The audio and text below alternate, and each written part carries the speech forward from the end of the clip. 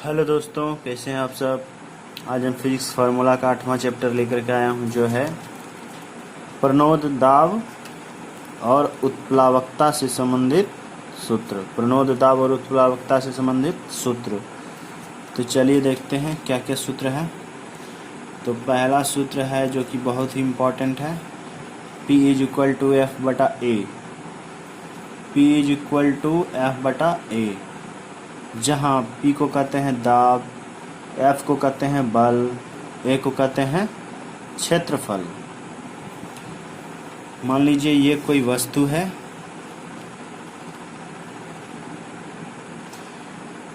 इसका square metre में area है 2 मीटर स्क्वायर, और इस पे हम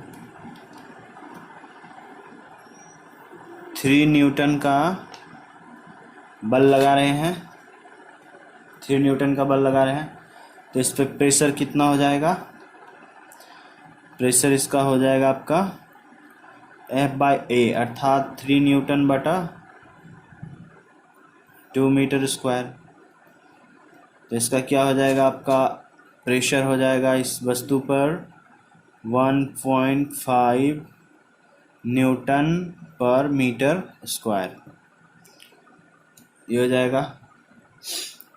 तो क्या फॉर्मूला हो गया, P is equal to F बटा ए, अर्थात दाब बराबर बल बटा क्षेत्रफल। चलिए दूसरा फॉर्मूला देखते हैं। D is equal to M बटा भी, मतलब घनत्व। D को कहते हैं घनत्व, M को कहते हैं मात्रा या द्रव्यमान, V को कहते हैं आयतन, अर्थात घनत्व बराबर द्रव्यमान बटा आयतन। ये फॉर्मूला भी बहुत इम्पोर्टेंट है। तो चलिए तीसरा फॉर्मूला देख लेते हैं। RD इज इक्वल टू वस्तु का घनत्व बटे 4 डिग्री सेंटीग्रेड पर जल का घनत्व, या वस्तु के किसी आयतन का द्रव्यमान बटे 4 डिग्री सेंटीग्रेड पर पानी के उतने ही आयतन का द्रव्यमान। मतलब कि जितना आयतन वस्तु का है उतना ही आयतन पानी का होना चाहिए 4 डिग्री सेंटीग्रेड पर, जहाँ RD को क्या कहते हैं, आपेक्षिक घनत्व कहते हैं। ठीक, तो चलिए चौथा फॉर्मूला देख लेते हैं। किसी पदार्थ का घनत्व D इज इक्वल टू आपेक्षिक घनत्व गुना जल का घनत्व। किसी पदार्थ का घनत्व D इज इक्वल टू आपेक्षिक घनत्व गुना जल का घनत्व। यह भी फॉर्मूला इम्पोर्टेंट है। तो चलिए अगला फॉर्मूला देखते हैं, पांचवा क्या है।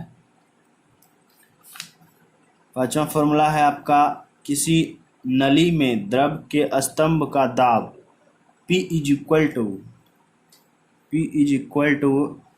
Hg into D।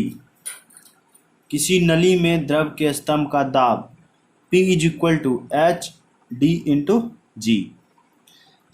मान लीजिए ये कोई नली है, इसमें H हाइट तक जल भरा हुआ है, H ऊंचाई तक।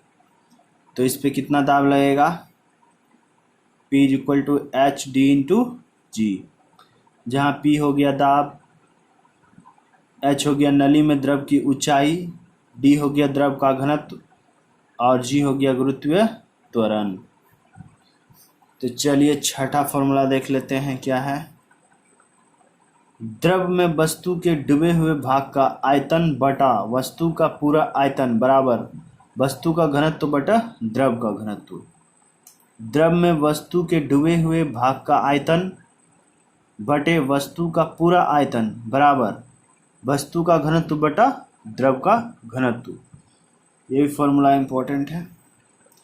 तो चलिए सातवां फॉर्मूला देख लेते हैं।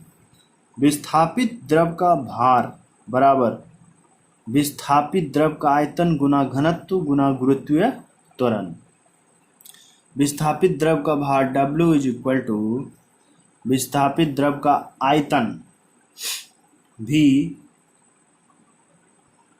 इंटू घनत्व D इंटू G। ये भी फॉर्मूला इम्पोर्टेंट है, इसे भी आप लोगों को याद रखना है। तो चलिए 8वां फॉर्मूला देख लेते हैं क्या है। आपेक्षिक घनत्व बराबर वस्तु में भार बटा किसी द्रव में वस्तु के भार में कमी।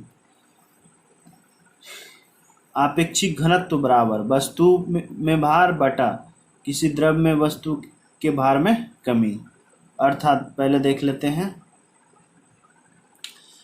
वस्तु में भार, मान लीजिए कोई वस्तु है, ये कोई वस्तु है, इसका भार है W1, ठीक। इसे यदि पानी में डुबा देते हैं, पानी में मान लीजिए डुबा दिए हैं, तो इसके भार में कमी क्या आ जाएगी। पानी में डुबाने के बाद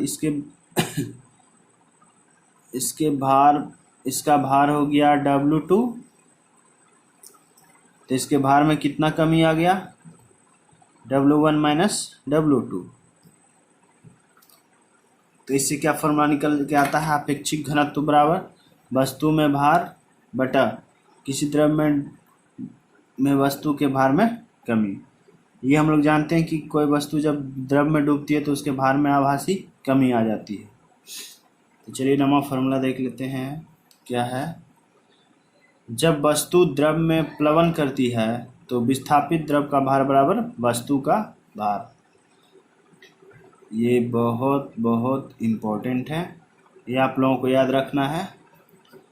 जब वस्तु द्रव में प्लवन करती है तो विस्थापित द्रव का भार बराबर वस्तु का भार होता है।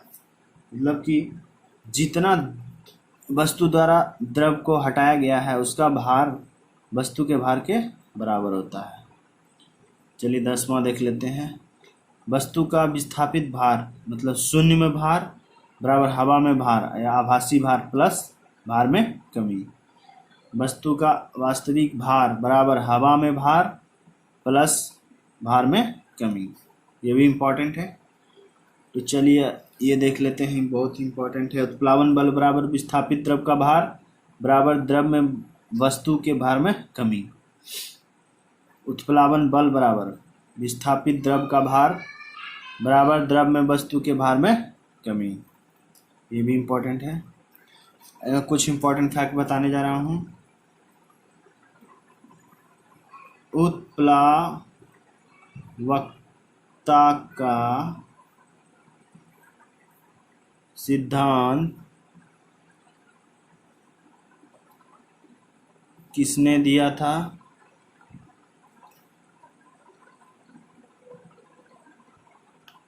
तो ये किसने दिया था? आर्किमिडीज ने।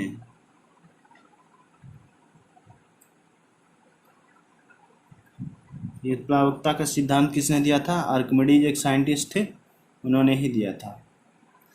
तो चलिए ये वीडियो आप लोगों को कैसा लगा हो लाइक कीजिए, सब्सक्राइब कीजिए, कमेंट कीजिए और ज़्यादा से ज़्यादा शेयर कीजिए। धन्यवाद।